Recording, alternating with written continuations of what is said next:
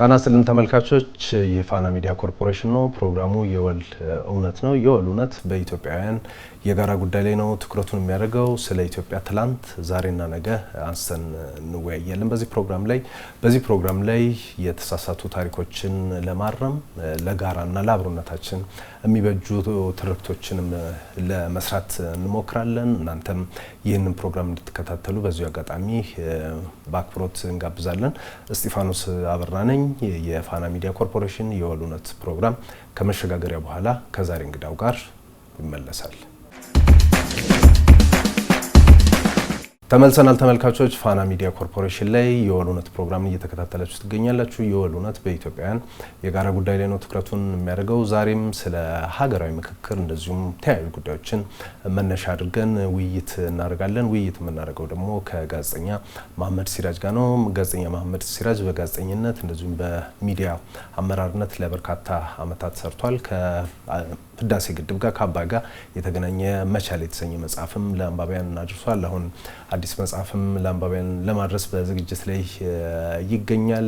በወቅታዊ ጉዳዮች ላይ በተለያዩ መገናኛ ብዙሃን በሚሰጣቸው ሀሳቦችም ታውቁታላችሁ። እንግዲህ የሀገራዊ በመካሄድ ላይ ያለውን የሀገራዊ ምክክር መነሻ አድርገን ሌሎች ተያያዦች ጉዳዮችንም እያነሳን በዚህ ፕሮግራም ላይ ከመሐመድ ጋር ውይይት እናደርጋለን። ይህንን ውይይት እናንተም እንድትከታተሉ በእኔም በመሐመድ ስም በአክብሮት ጋብዛለሁ። መሐመድ እንኳን ደህና መጣህ ወደ ፋና ሚዲያ። እንኳን ደህና ቆይ። መሐመድ ምንድን ነው ለአንተ ሀገር ምንድን ነው? ኢትዮጵያዊነት እንዴት የሚገለጽ ማንነት ነው በአንተ? ኢትዮጵያዊነት እንዳልከው በጣም በብዙ ይባላል። ኢትዮጵያዊነት ከለር ነው ለኔ። ብዙ አይነት ከለሮች አሉ። እነዛ ከለሮች ለምትፈልጋቸው ፐርፐዞች ስትጠቀም ውበታቸውን የምታይበት ነው። የተለያየ ቀለማት ግን በህብረት ሲታዩ ውበት ያላቸው። የመሐመድም ኢትዮጵያ ያቺ ኢትዮጵያ ናት። የተለያየ ቀለም ያላት እና ቀለሞቿ ደግሞ ውብ በዛ የሚገለጽ ማንነት ያለው ሞር ከኢትዮጵያም ጋር ከኢትዮጵያዊነትም ጋር ያሉ ሀሳቦችን ብዙ ጊዜ ሳነሳ ያንተ ኢትዮጵያ የትኛዋ ናት ብለው ይጠይቁኛል ሰዎች እና እኔ እናንተ የተስማማንባት ኢትዮጵያ። እንግዲህ ስለ መስማማት ደግሞ ስናነሳ ኢትዮጵያውያን በኢትዮጵያ ውስጥ መልከ ብዙ ነን። አሁን አንተም እንደጠቀስከው መልከ ብዙነታችን ደግሞ ከሚገለጽባቸው ነገሮች አንዱ እርስ በርስ መዋሃዳችን መቀላቀላችንም እንደሆነ ይታወቃል። በቀደም ክቡር ጠቅላይ ሚኒስትሩ እንግዲህ በቅርቡ በሰጡት ከአሚኮ ጋር በነበራቸው ቆይታ ላይ እኛ ኢትዮጵያውያን በጣም የተቀላቀልን የሚል ነገር ሲያነሱ ነበርና እንዴት ትረዳዋለህ አንተስ? እኛ ኢትዮጵያውያን አማራው ከኦሮሞ፣ ትግሬው ከአፋሩ፣ ከሶማሌው፣ ከስልጤው፣ ከጉራጌው፣ ከወላይታው፣ ከሲዳማው እርስ በርሳችን የተቀላቀልን ነን እና መነጠል ይቻላል? እኛ ኢትዮጵያውያን የጋራ የሆነ ነገር የለንም? ተነጣጥለን ቁጭ ያለና ወይንስ ደግሞ ብዙ የሚያገናኙ ነገሮች ያሉን ህዝቦች ነን? በሰውነት ደረጃ ስትወስደው ድንበር የለሽ ነው። በጂኦግራፊ ስትወስደው ደግሞ በድንበር የተከለለ ነው።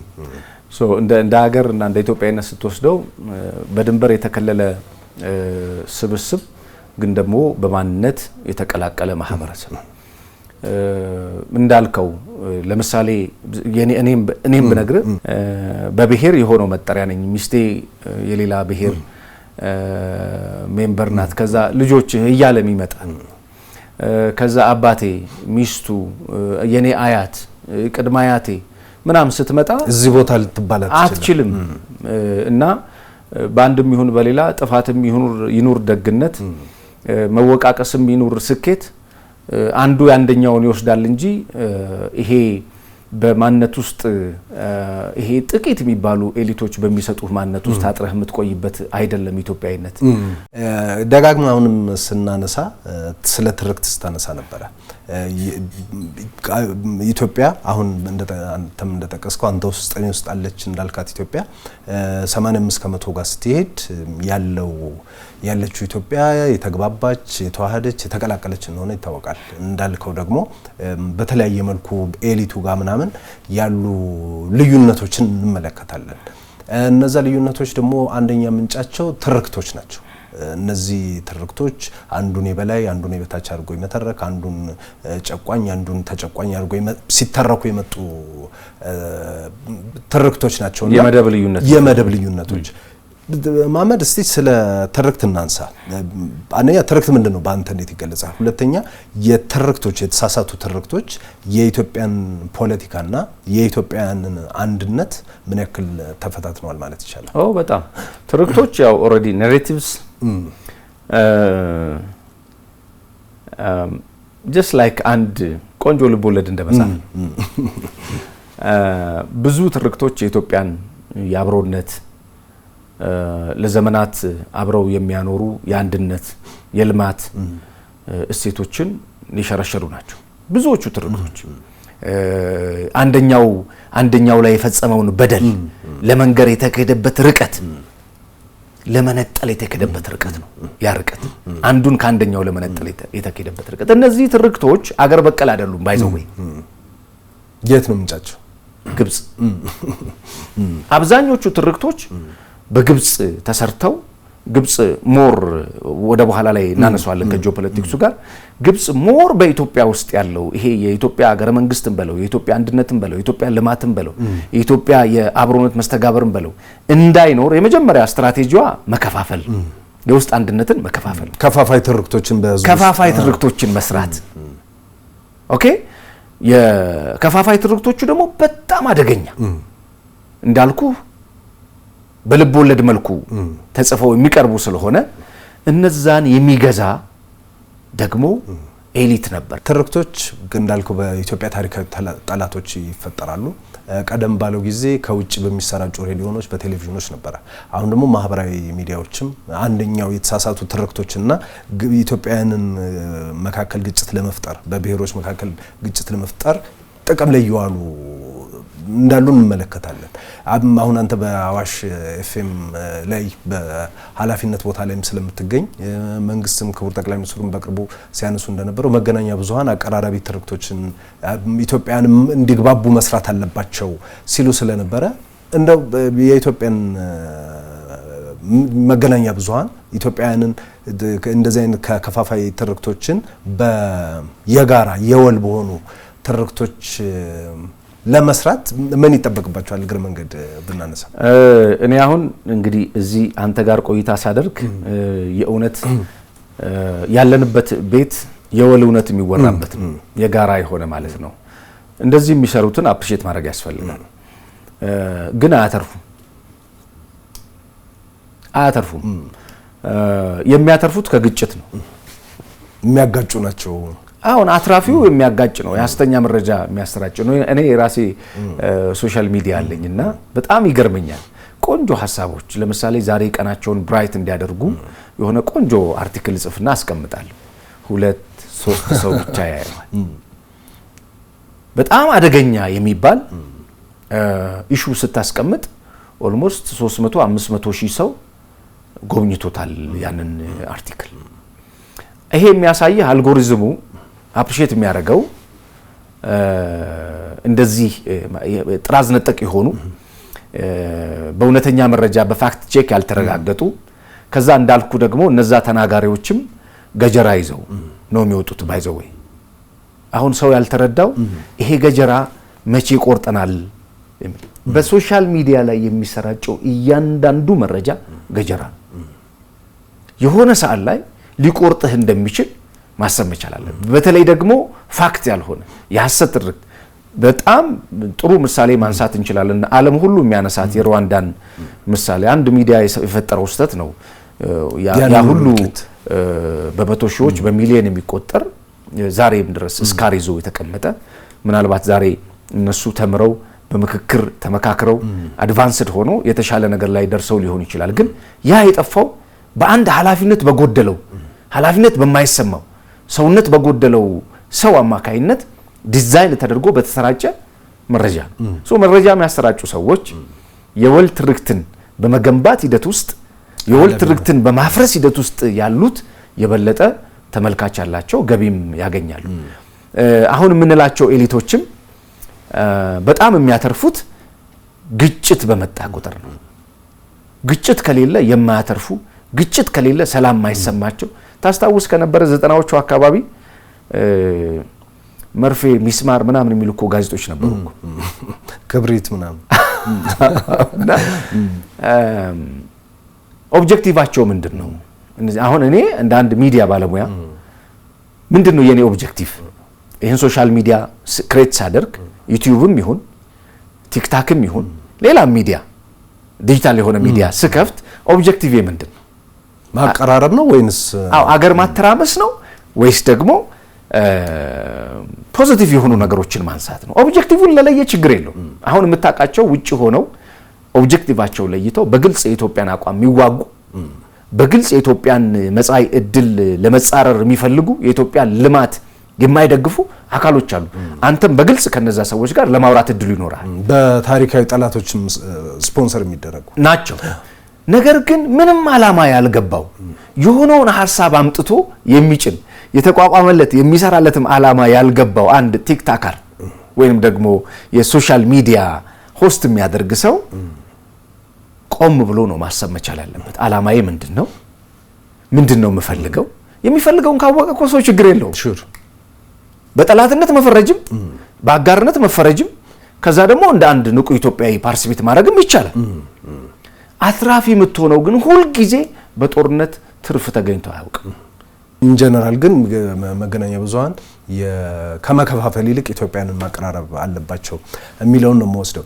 መሐመድ ቅድም አንተ ብስታነሳ ነበረ እንግዲህ የሩዋንዳን በምሳሌነት አንስተሃል በምክክር የሰሩትን ስራና ኢትዮጵያም አሁን ምክክር ላይ ነች። እንግዲህ በርካታ ቀናትን ወደ ከ20 ቀን ወደ 1 ወር አካባቢ የምክክር ሂደቱ እየሄደ ነውና ለምንድን ነው መመካከር ያስፈልገን እኛ ኢትዮጵያ? የኢትዮጵያ ማህበራዊ፣ ኢኮኖሚያዊ፣ ፖለቲካዊ የምትላቸው ስነ ልቦናዊ ጭምር ቅድም ያነሳናቸው በጣም በርካታ ስሁት የሆኑ ትርክቶችን ጨምሮ አንደኛው ያልሆነውን ስም በመሰጠት እኔ እንደዚህ አይደለሁም እያለ የሚናገርበት ስለነበረ እነዛ አውዶች የአስተዳደር መዋቅሮች የፖለቲካ ተጽዕኖች የሐሰተኛ ትርክቶችን በሙሉ ወደ ጋራ መዋቅር ለማምጣት ስለሚያስፈልግ የታመምንበትንም ማከም ስለሚያስፈልግ መመካከር አስፈላጊ ነው። ከምክክሩ እንግዲህ ብዙ ነገሮች ኢትዮጵያን ይጠብቃሉ። በሌሎች ሀገሮች በቱኒዚያ ይባላል፣ በደቡብ አፍሪካ ይባላል፣ በየመን ይባላል፣ በሌሎች ሀገሮችም ውጤታማ ያልሆኑ ምክክሮች ተካሂደዋል። በአጠቃላይ ግን ከምክክር ምንድን ነው የሚገኘው? ምንድነው የምክክር ግቡ? ብዙ ግቦች አሉት። ባይዘው ምክክሩ እንደ ቀልድ የመጣ እንዳልሆነ ተመልካቾች ሊያውቁ ይገባል። ይሄ የምክክር ሂደት ከምርጫው ጀምሮ እነዚህን አካላት አሁን ያሉትን ኮሚሽነሮች ለመምረጥ ከተከደበት ርቀት ጀምሮ ላለፉት 3-4 ዓመታት ሰፊ ሆነ ከማህበረሰብ ጋር የተደረገ ውይይት ከማህበረሰብ ጋር ብቻ ሳይሆን ሜቶዶሎጂዎችን ራሱን የቻለ ያው በኢትዮጵያ ላይ ብቻ የተሞከረ ስላልሆነ ዓለም አቀፍ ተሞክሮ ስላለው ያንን እንደ ቤንችማርክ ወስዶ በዛ ሂደት ውስጥ አካታችነት፣ አሳታፊነት የሚባሉ ይሄ ኢንክሉሲቭነስን በደንብ አድርጎ ይሄደ በግልጽ በፍትሃዊነት እና የሁሉንም አቀፍ ተሳትፎ የተካተተበት ሂደት እንደመሆኑ መጠን የሚጠበቁ በጣም በርካታ ውጤቶች አሉ። ነገር ግን ውጤቱ ባንድ ጀንበር የሚመጣ አይደለም። እሱ ነው አሁን ብዙ ሰዎች ጋር አያለው፣ ብዙ ሰዎች ጋር አወራለሁ። ከዚህ ምክክር ግን ለውጥ ይመጣል ብለህ ታስባለህ? በአንድ ጀንበር የሚመጣ ለውጥ የለም። ቢኮዝ ችግሮቻችን በአንድ ጀንበር የመጡ አይደሉም። ላለፉት 100 ምናምን ዓመታት የተከማቹ የውጭ የቤት ስራ የሀገር ውስጥ ደግሞ ኤሊቶች ማግማ የተከማቸ የሆነ ሊፈነዳ ያለ ብዙ ነገር ነው ያላት ኢትዮጵያና ያንን ወደ ጋራ ወደ ወል አምጥተ እሱን ለመፍታት በመታደርግበት ጥረት ውስጥ በአንድ ጀንበር በዚህ 1 ወር ውስጥ አጀንዳ የማሰባሰብና የተለዩ አጀንዳዎችን የተመረጡ አጀንዳዎች ላይ ዲስከስ የማድረግ አጀንዳ የመያዝ ቃለ ጉባኤ የመያዝ ከዛ እሱን ደግሞ ወደ ዶክመንት የመቀየር ሂደቶች አሉት። ራሱን የቻለ ሂደቶች አሉትና እነዛ ሂደቶችን ይዞ የሚመጣ ምክክር ግቡ በጣም ቀላል የሚባል አይደለም። ሰፊ ማማን እንግዲህ በቅርበት ተከታተላለሁ የምክክሩን ሂደትም እንደ መገናኛ እንደ ሚዲያ ባለሙያም እና ያልተካተታለ ኢትዮጵያ ውስጥ ጥያቄ አለኝ ብሎ እንግዲህ ከታጠቁ አካላት ጨምሮ እስከ ዲያስፖራው ይመላው ኢትዮጵያውያንን አካቶ መልከ ብዙነትን በብሔርም በሃይማኖት በሁሉም ተደርጓልና ምን ያክል አካታች ነው ማለት እንችላለን? እንግዲህ ከውጪ ቢያን ተመልከታ ከአካታችነት አንፃር እንግዲህ በቅርበት በደንብ በቅርበት ስለምከታተለው ከግለሰቦች ከፖለቲካ ፓርቲዎች ከዲያስፖራው ውጪ ላይ ሆኖ ድምጽ አለኝ ሲል የነበረው አሁን ያለው ይሄ ጫካ ላይ ትንሽ መሳሪያ ይዞ ይሄ የኢትዮጵያን ሰላም ከማይፈልገው አካል ጋር ጭምር ማንኛውም ለመመካከር የፈለገ አካል የሸፈተም ቢሆን በሐሳቡ ገዝቶት በኢትዮጵያ ጉዳይ ላይ ኮንሰርን ነኝ ያገባኛል ብሎ የሚመጣ አካል ተካታች እንዲሆን ተደርጓል። ከአካታችነት አንፃር እንግዲህ አንድ ነገር የሚለካው 50 ከዛ አንድ ነው 51 52 እያለ ነው ቁጥሩ የሚሄደውና በኔ ግምት ከ95% በላይ የኢትዮጵያ ብሔር ብሔረሰቦችን እና ህዝቦችን ሐሳብ ያላቸው ምርጫውም የተካሄደው ባይዘው ከ2000 በላይ ወረዳዎች ላይ እነዚህ ኖሚኔት የተደረጉ 4000 ሰዎች ለመመካከር ሲመጡ ዝም ብለው አይደለም የመጡት እኮ ሐሳብ ያላቸው የአካባቢውን ማህበረሰብ ጉዳይ ያለኝ በኢትዮጵያ ጉዳይ ላይ መክራለሁ ተብለው የመጡ ሰዎችን እዚህ በሌላው ዓለም ላይ የተደረጉ ከዚህ ቀደም የተደረጉ ትልቁ የሚባለው ምክክር 500 ሌሎች አሁን የቱኒዚያን ምናምን ምናነሳው ቤንችማርክ 500 ነው የምክክር ስብስባቸው የነበር ተመካካሪዎቹ ማለት ነው። የኛ ግን ኦልሞስት ወደ 4000 የሚሆን ተመካካሪ ነው ያለው። በሂደቱ ስታይ የመጣንበት መንገድ ጥሩ ነው፣ መጀመሩ ጥሩ ነው። ከዚህ በኋላ የሚያስኬደው ሂደት ነው በጣም ወሳኝ ምዕራፍ የሚባለው። ይሄ ምክክር ኢትዮጵያን ለመጀመሪያ ጊዜ ነው በታሪክ እንግዲህ ስንጠየቅ ምንድነው ሐሳብህ በተለያየ ጉዳይ ላይ የኢትዮጵያን ጥያቄ ለመጀመሪያ ጊዜ ነው ሲጠየቅ። በንጉሱም ዘመን በደርግም በኢህአዴግም እነዚህ እድሎች አልነበሩም። እንደውም ምክክር ለምን ያስፈልጋል ማንም ለማን ተጣላም ሲባል ነበርና አሁን ለመጀመሪያ ጊዜ ኢትዮጵያውያን ጥያቄ ነው የተጠየቁት ሐሳባቸውን እየሰጡ ነውና እዚህ ውስጥ ገደብ ሊኖር ይገባል። የጥያቄዎች ገደብ በቃ ጥያቄዎች መውጣት አለባቸው። እነዛ ጥያቄዎች የሚፈቱበት መንገድ ላይ ነው እንጂ መነጋገር የሚኖርብን ካለ ገደብ ነው ጥያቄዎች እየተነሱ ልልህ ነው ምክክር ሂደት ውስጥና እነዚህ ጥያቄዎች መውጣታቸው ለኢትዮጵያ ለነገ ለምናስባት ኢትዮጵያ ወደፊት ለምንገነባት ኢትዮጵያ ምን ያክል መሰረት ይሆናሉ? አንደኛው አሁን አንተ ያነሳኸው ከዚህ ከዲሞክራሲያዊ ስርዓት ግንባታ ጋር ከዲሞክራሲ ልምምድ ጋር ከመናገር ነጻነት ጋር ሐሳብን በነጻነት ከመግለጽ ጋር የሚያዙ ብዙ ነገሮች አሉ። ልምምዶቻችንን ማየት ያስፈልጋል። ማንኛውም ሰው ማንንም ላይ ተጽዕኖ ማሳደር አይችልም። ሐሳቦች የመጣ ነው ለመነጋገር እኮ ያደሩ የቤት ስራዎች አሉብን፣ ያደሩ ትርክቶች አሉብን፣ ያደሩ ያልተመለሱ ጥያቄዎች አሉ። እነዛን ጥያቄዎች እንድንነጋገርና እንድንመካከር ተጥርተናል። አሁን ይሄ ከዚህ ቀደም የነበረ አንድ ልምድ እናንሳ። ቀድሞ በነበረው ስርዓት ያው በዚህ በሴፍቲ ኔትም በአካባቢ ያሉ በቀበሌም በተለያዩ ሁኔታዎች ውስጥ እንደዚህ አይነት የማሲቭ የሆኑ ታስታውስ ከነበረ የቀድሞ ጠቅላይ ሚኒስትር መለስ ዜናዊ ከወጣቶች ጋር ያደረጉት የመጀመሪያው ውይይት ላይ ወጣቶቹ የመጡበት መንገድ ጥያቄ ነው ይዘህ የምትገባው ተሰጥቶ እንደዚህ አይደል? ተሰጥቶ ነው መጀመሪያ ተሰጥቶ ትገባለህ። ማን እንደሚጠይቅ ይታወቃል። እድል ለማን እንደሚሰጥ ይታወቃል። እጅህን የምታወጣው አንተ ነህ። ሌላው ደግሞ አጃቢና ፑፔት ነው የሚሆነው። እዚህ ግን እንደዛ አይደለም።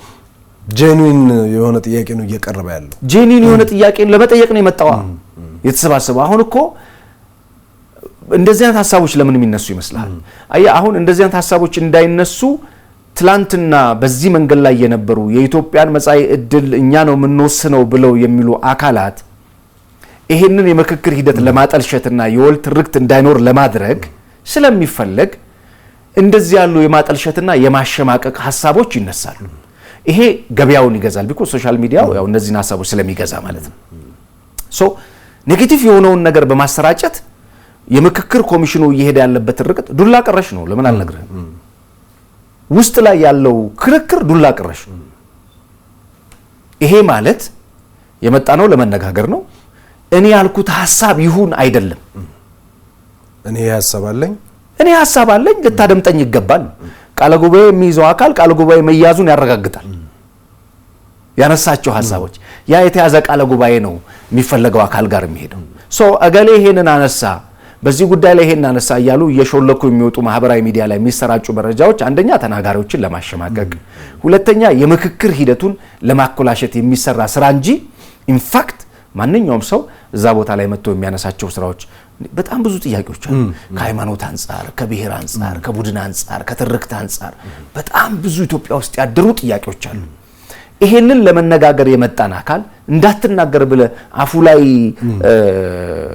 እንትን ልታስገባለት አትችልም። በነፃነት እንዲናገሩ ኮሚሽኑ በተደጋጋሚ ጥሪ አድርጓል። በዛ መሰረት ነው እነዚህም ሰዎች ተመልምለው የመጡትና እኔ እናንተ እያወራን እነሱም እየተመካከሩ ስለዚህ በጥሩ እየሄደ ነው ምክክሩ። መሐመድ ይሄ ነው እንግዲህ ለኢትዮጵያም ተስፋ የሚሆነው። ኢትዮጵያ ከዚህ ነው የምታተርፈውምና የጦርነቱን መንገድ አይተነዋል፣ የግጭቱን መንገድ አይተነዋል፣ ትናንትም አይተነዋል፣ ዛሬም እናውቃለን የግጭቱን መንገድና ኢትዮጵያውያን የፈለገ እስከፈለገ ጫፍ ይሁን አዳራሽ ውስጥ ተነጋግሮ ችግርን መፍታት የተሻለ አይደለም ወይ ከሌሎች መንገዶች? አናቀውም ወይ ሌላው መንገድ ማለት ፈልጌ ነው። አለመመካከር እና አለመነጋገር ያደረሰብን የልማት የስነ ልቦና የኋላ ቀርነት የመማር የመሰረተ ልማት ብዙ ውድመቶች ነው ኢትዮጵያ ላለፉት 100 ዓመታት ባለመነጋገሯ ምክንያት አጣችው። ባለመነጋገር ምክንያት ይሄንን አተናል ካል ስንነጋገር ስንግባባ ወደ ፕሌቱ የሚመጥነን ለማንሳት ስንመጣ ለምንድን ነው የሆኑ ድምጾች የሚጮሁት? እንዴት ነው ይሄ የማይገባቸው? አየ የሆኑ ሰዎች ግብፅን ጨምሮ ጥቅም ይቀርባቸዋል። የዛ ጥቅም መቅረት እንደዚህ አይነት ድምጾች እንዲጮሁና እንዲበረክቱ ያደርጋል ማለት ነው። ጦርነቱን ሞክረናል። ረሃብ አጋጥሞን ያውቃል። ባለፉት 100 ዓመታት ኢትዮጵያ ያጋጠማት የረሃብ እና ድርቅ አይነገርም። ብዙ ጊዜ በጣም ከፍተኛ የሚባል ደረጃ ምናልባት እነ ጆናታን ጅምብል ያጋለጡት ካልሆነ በስተቀር ከዛ በፊት ኢትዮጵያ በዘመኑ ያጋጠማት ድርቆች ከርሰ ምድር ውሃ ያላት ተፈጥሮ ያላት ሀብት ያላት ማህበረሰብ ያላት አምራች ወጣት ጉልበት ያላት ብዙ ነገር ያላት በዚህ ልክ ኢትዮጵያ ለምን ዳ ሆነች? ለድህነቱን እናንተ ኃላፊነት መውሰድ አለብን ብለው የሚመጡ ማኒፌስቶ አዘጋጅተው የሚመጡ እውነት በኢትዮጵያ ፖለቲካ ውስጥ ይሄ ፓርቲሲፔሽን መኖር አለበት ብለው የሚመጡ ኤሊቶች ገጥመው ያውቃል ወይ? የብሔር ፖለቲካን ለማሸነፊያ የሚሆን ለመወዳደሪያ የሚሆን ከሰፈራቸው ማያውቁትን ሰፈር ይዘው የሚመጡ ኤሊቶች አይደለም ወይ ኢትዮጵያን እያተራመሷት ያሉት? እኔና አንተነን ተጠያቂው በኢትዮጵያ ድህነት በኢትዮጵያ አለመልማት እኔና አንተነን ኃላፊነቱን መውሰድ ያለብን ብለው የመጡ ሰዎች ነበሩ ወይ በዘመናችን? ስቲል ማለት ነው። ታዲያ ስታለማ ለምን ይጣሉሃል? ኢትዮጵያን መልማት የማይወዱ ኢትዮጵያን መነጋገር የማይወዱ ኢትዮጵያን ሰላም የማይወዱ አካሎች ነገም ከነጎዳም አይተኙም። ሰው ጠረጴዛውን አይወዱት። ስለዚህ ለዛ ነው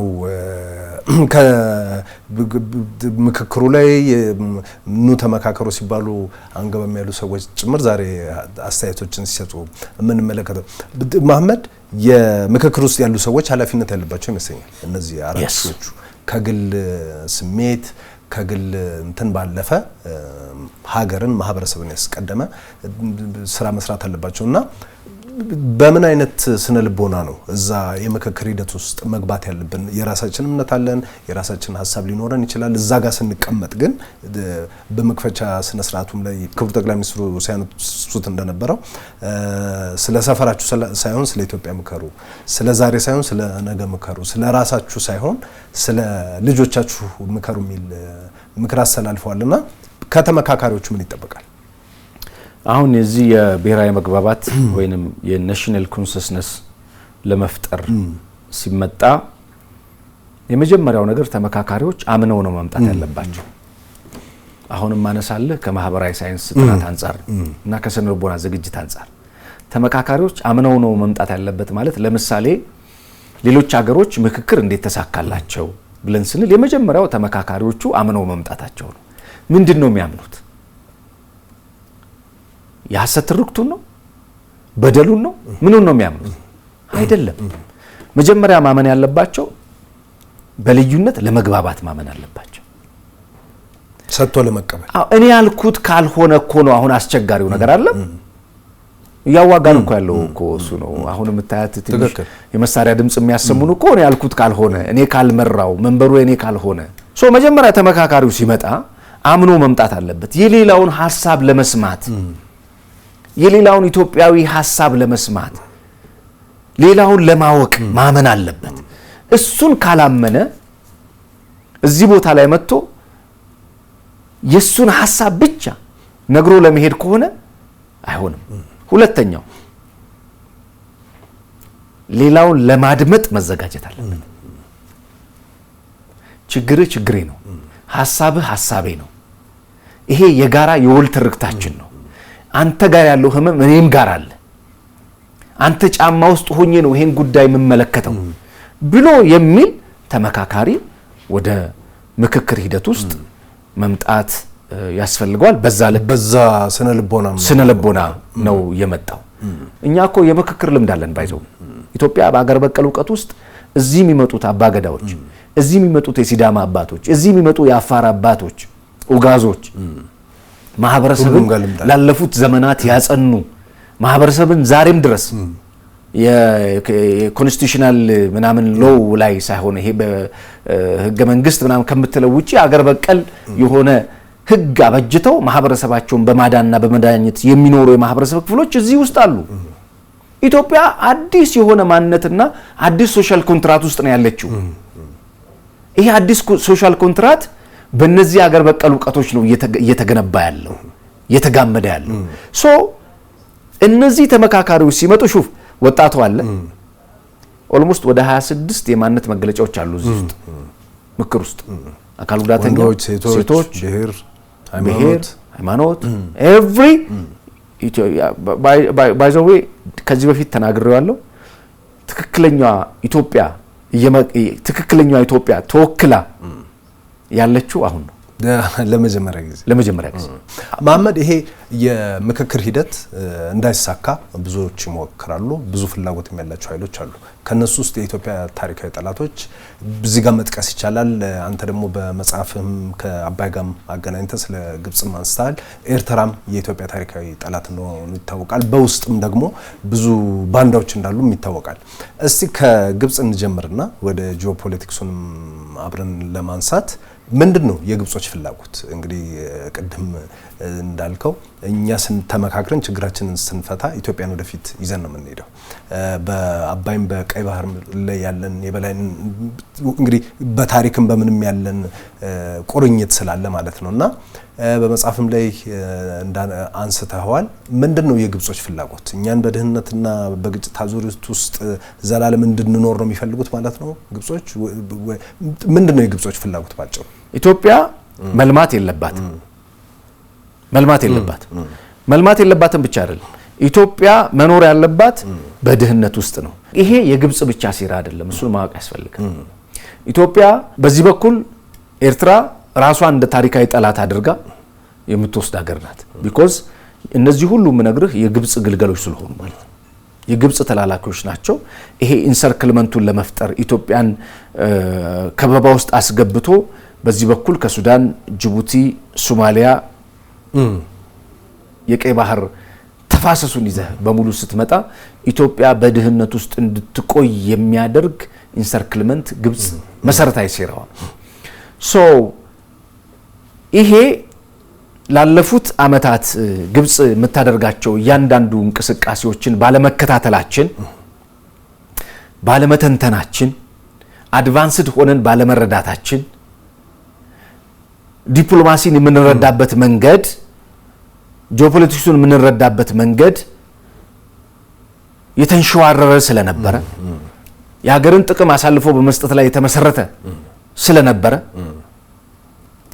አሁን አንድ የህዳሴ ግድብ በመሰራቱ ምክንያት ግብጽ ይሄንን የህዳሴ ግድብ ለዓለም የምትነግርበት ከ535 በላይ ሚዲያዎች አሏት ይሄን በተደራጀ መልኩ በእንግሊዝኛ በአረብኛ በሌሎች ቋንቋዎች የምታሰራጭበት ኢንሃውስ እና ወደ ውጭ የምታሰራጭበት ማለት ነው እኛ ኢትዮጵያውያን ቆም ብለን የህዳሴ ግድብ በመገንባታችን ፕራውድ እናረጋለን በራሳችን መቀነት ይሄ እንግዲህ አስብ ከኃይለ ሥላሴ ጊዜ ጀምሮ የኢትዮጵያ የውሃ ሀብቷ እንዳትጠቀምና የዓለም አቀፍ ባንክ ብድር እንዳታገኝ በማድረግ ሂደት ውስጥ የነበራትን መቼ ከዛ ጊዜ ጀምሮ ከዚህ በላይ ታሪካዊ ጠላትነት ከየት ይመጣል?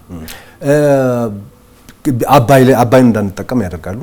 ቀጥለው ደግሞ የቀይ ባህር ላይም ተመሳሳይ ቀይ ባህር ትላንት ያጣ ነው ገባኝ። የቀይ ባህር ኢትዮጵያ መደራደር ያርገውታል። አሁን ከሁለቱ ውሃዎች የማራቅ ስትራቴጂን ነው የሚከተሉትና ከቀይ ባህር የተገፋንበትም ሴራ መነሳት አለበት ብዬ አስባለሁና ኢትዮጵያ እንዴት ከቀይ ባህር ተነጠለች?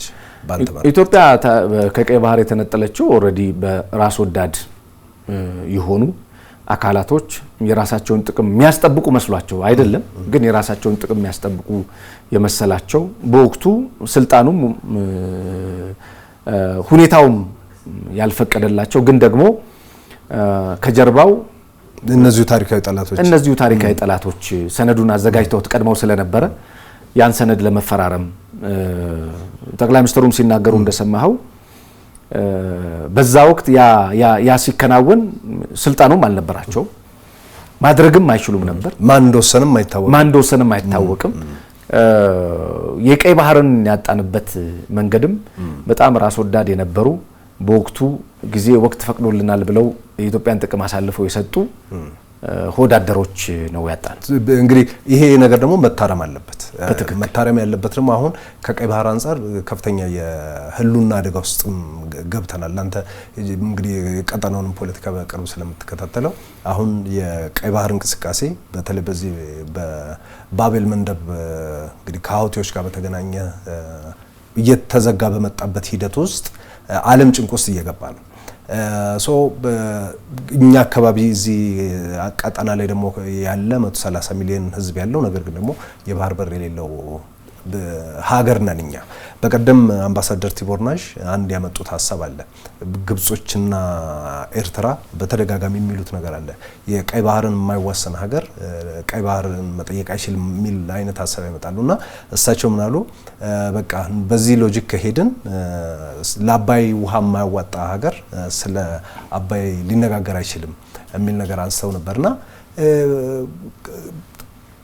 የህልውና አደጋ አይደለም ወይ? አሁን ከዚህ በኋላ ኢትዮጵያ መቀጠል ትችላለች ወይ? በዚህ አሁን ባለው ሁኔታ ተዘግታ መቀጠል ትችላለች ወይ? አንድ ሁለተኛ ነገር ደግሞ ቀይ ባህርን አትዋሰኝም እየተባለ ምክንያት እየተሰጠ መቀጠል ይቻላል ወይ? ስለ አባይ እንነጋገር፣ ስለ ቀይ ባህር ግን መነጋገር አይቻልም የሚለው የግብጾች ሎጂክስ ከዚህ በኋላ መሬት መውረድ የሚችል ነው? ኢትዮጵያ 130 ሚሊዮን ህዝብ ይዛ 34-35 ኪሎ ሜትር ላይ ቁጭ ብላ የተወሰነውን የባህሩን ክፍል ማንም እየዘጋው እንቅስቃሴያችን ተገድቦ መቀጠል እንችላለን ነው? ይሄ እያንዳንዱ ኢትዮጵያዊ ሊያስብበት የሚገባ አጀንዳ አይደለም ወይ? አዎ አሁን አንተ እንግዲህ ሁለታችንም ሚዲያው ላይ ስላለን የኑሮ ውድነት አለ አይደል? የኑሮ ውድነት አለ። ይሄን ለመናገር ይደፍራል፣ ግን ምን ፈጠረው የሚለውን አይ የኑሮ ውድነት አለ። ይሄንን ለማለት ብዙ ሰው ይደፍራል፣ ግን ምን ፈጠረው የኑሮ ውድነቱን? አሁን ያለውን የዋጋ ግሽበት፣ አሁን ያለውን የዋጋ ጭማሪ፣ ዓለም አቀፍ ፋክቶችን የመጀመሪያው እያንዳንዳችን ኪስ ውስጥ ወደብ በማጣታችን ምክንያት በእያንዳንዳችን በልጆቻችን ትምህርት ቤት በምንበላው፣ በምንጠጣው፣ በምንለብሰው በእያንዳንዱ ሸቀጥና በየጊዜው በሚገቡና በሚወጡ ንግዶች ውስጥ 40% ጭማሪው ወደብ የማጣት ጉዳይ ነው።